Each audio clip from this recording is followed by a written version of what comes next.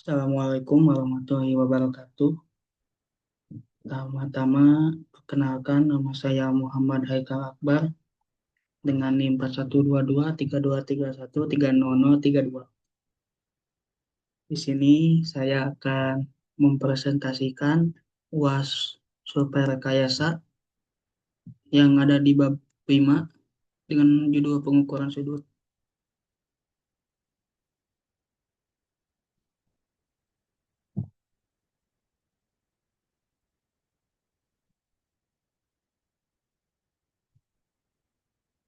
Dan materi yang akan diambil ada theodolit, reading system, sama kesalahan instrumen.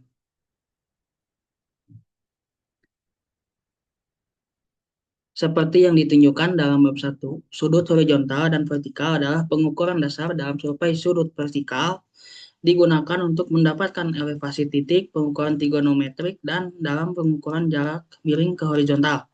Sudut horizontal digunakan terutama untuk mendapatkan arah ke titik kontrol survei atau ke titik detail topografi atau ke titik yang akan ditentukan. Theodolit, sebuah instrumen yang digunakan untuk mengukur sudut, dilengkapi dengan lingkaran horizontal dan vertikal berfungsi seperti protractor melingkar dalam bidang horizontal dan vertikal. Dan ini ada contoh dari gambar tersebut, bisa dilihat bersama. Lanjut. Terus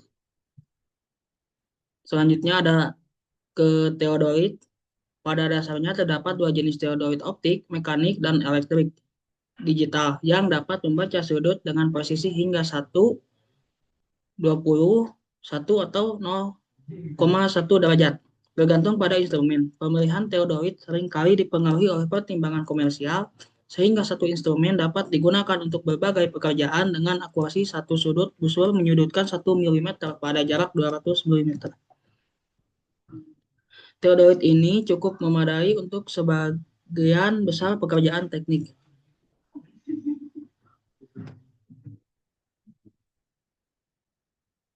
Dan di sini ada gambarnya. Pertama-tama ada vertical circle, itu untuk mengukur sudut vertikal. Yang kedua ada mirror untuk memantulkan cahaya agar pengamatan sudut lebih akurat.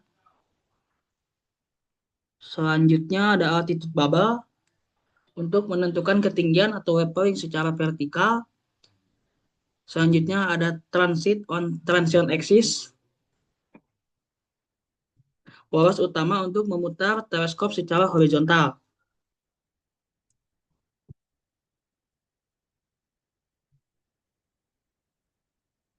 Terus ada teleskop cocking screw untuk mengatur fokus teleskop. Terus ada EyeSpice Adjusting Ring untuk menyesuaikan penglihatan melalui lensa okuler. Selanjutnya ada Altitude Bubble Leveling Screw menyesuaikan leveling pada bidang vertikal. Ada selanjutnya Optical Plummet menentukan titik tepat di bawah instrumen pemasangan tepat di titik lapangan. Terus ada Lower Flat Cam mengunci piring bawah saat pengukuran atau bisa disebut kiap. Selanjutnya ada Lower Flat Saw Motion Screw pengaturan gerak halus dan piring bawah. Leveling Screw or Foot Screw menyesuaikan leveling instrumen di kaki-kaki. Reading EyeSpice area untuk membaca hasil pembacaan sudut. Selanjutnya ada teleskop vertical clamp mengunci teleskop pada posisi vertikal. Optical millimeter screw mengatur skala mikrometer untuk pembacaan presisi. Selanjutnya ada flat bubble menentukan leveling permukaan piring. Terus ada upper flat clamp mengunci piring atas saat pengukuran. Terus ada upper flat saw motion screw mengatur gerak halus piring atas. Terus ada tribra, bagian yang menempel di instrumen pada tripod dan memungkinkan leveling. Selanjutnya ada movable head, kepala instrumen yang dapat diputar untuk pengukuran arah. yang ukuran besar ini adalah movable head. Terus yang terakhir ada tripod stand, platform tempat instrumen dipasang.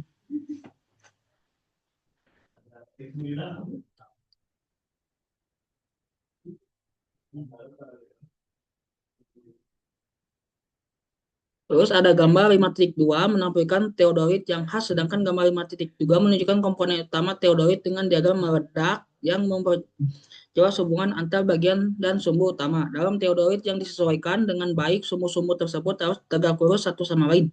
Dengan titik perpotongan sebagai titik pengukur sudut, gambar tersebut tidak mencerminkan kompleksitas teodorit modern atau proses produksinya fitur dasar teodorit.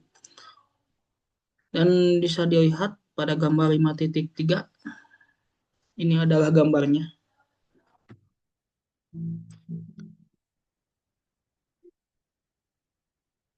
Terus lanjut ke reading system. Lingkaran teodorit biasanya dibaca menggunakan teleskop pembaca kecil yang terletak di samping teleskop utama. Pada gambar 5.2, cermin kecil berbentuk lingkaran memantulkan cahaya ke dalam sistem lensa dan prisma yang kompleks untuk membaca lingkaran. Pada dasarnya terdapat tiga jenis sistem pembacaan. Yang pertama pembacaan skala optik, kedua pembacaan mikrometer optik, dan tampilan digital elektronik.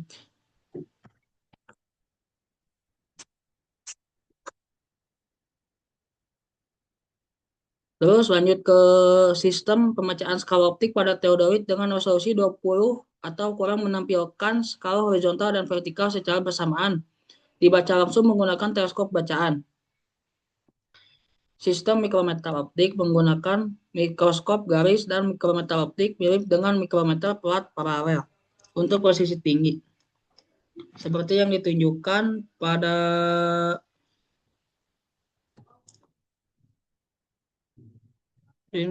gambar 5.6 dan pembacaan skala mikrometer 1140 ditambahkan perpilihan gamma berbanding dengan sudut kemiringan plat paralel dan dibaca pada skala mikrometer. Sebelum pembacaan dapat dilakukan, mikrometer harus disetel untuk mencapai pembacaan tepat 20 derajat, 20 detik. Total pembacaan kemudian menjadi 20 derajat, 31 menit, 40 detik.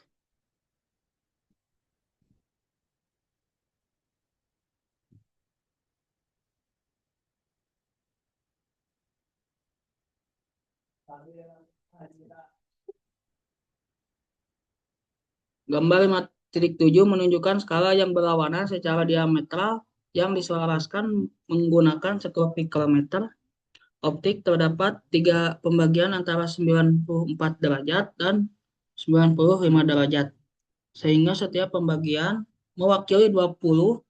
Tanda indikator dapat berada di tengah pembagian atau pada pembagian penuh. Dalam kasus ini, berada di tengah pembagian mewakili pembacaan 94 derajat 10 menit. Skala mikrometer pembacaan 2 derajat 44 hingga 2 derajat 44 hingga detik terdekat memberikan total pembacaan 94 derajat 12 menit 44 detik. Versi yang ditingkatkan dari instrumen ini ditunjukkan pada gambar 5.8. Terus terdapat dua sistem dalam proses pemindaian elektrooptik, metode inkremental dapat dan metode kode. Metode inkremental melibatkan lingkaran kaca berdiameter 70 sampai 100 mm yang tergraduasi dengan garis radial, di mana lebar garis sama dengan jarak antar garis. Lingkaran diterangi oleh dioda cahaya dan fotodioda yang lebar sama dengan graduasi berfungsi sebagai tanda indeks.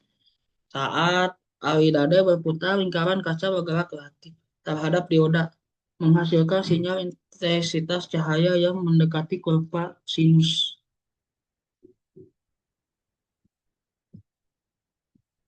Lanjut, ada kesalahan instrumental. Menggunakan instrumen yang telah disesuaikan dengan benar dan mengikuti prosedur lapangan yang tepat. Satu, bidang lingkaran horizontal harus tegak lurus terhadap sumbu rotasi vertikal. Dua, bidang lingkaran vertikal harus tegak lurus terhadap sumbu transit horizontal. Tiga, sumbu rotasi vertikal harus mewakili titik dari mana graduasi lingkaran horizontal memancar. Empat, sumbu transit Rotasi harus mewakili titik dari mana graduasi lingkaran vertikal memancar. Kelima, tangan utama pada gelembung plat harus tegak lurus terhadap sumbu rotasi. 6. Ada garis pandang harus tegak lurus terhadap sumbu transit. Yang ketujuh, sumbu transit harus tegak lurus terhadap sumbu rotasi utama. 8. Ketika teleskop berada dalam posisi horizontal, indeks lingkaran vertikal harus horizontal dan menunjukkan 0. Dan tangan utama dari gelembung ketinggian harus pada saat yang sama berada dalam posisi horizontal. 9. Sumbu rotasi utama harus bertemu dengan sumbu transit di titik yang sama, di mana garis pandang bertemu dengan sumbu ini. Dan yang terakhir ada garis pandang harus mempertahankan posisi yang sama saat fokus diubah fakta penting saat menggunakan kawat yang koplangan. Item 1, 2, 3, dan 4 di atas itu pada dasarnya sudah dipenuhi oleh produsen alat dan tidak disediakan fasilitas untuk melakukan penyetelan terhadapnya. Item 9 dan 10 dengan ditangani dengan alat mungkin dalam proses pembuatan dan dalam hal apapun juga diminimalkan dengan menggunakan metode pengamatan dua arah atau double phase observation. Yang terakhir ada item 5, 6, 7, dan 8 tentu saja dapat dicapai melalui prosedur penyetelan biasa yang dilakukan oleh operator. Prosedur pengamatan dua arah double phase observation penting untuk mengukur sudut dengan akurat.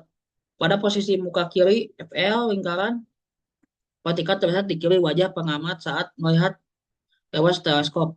Setelah teleskop dan alat diputar 180 derajat, posisi muka kanan FR didapat dengan lingkaran vertikal. Di kanan wajah pengamat, rata-rata hasil pengukuran dari muka kiri dan muka kanan ini dapat menghilangkan sebagian besar kesalahan instrumen pada teodolit. Terima kasih. Sekian dari saya. Wassalamualaikum warahmatullahi wabarakatuh.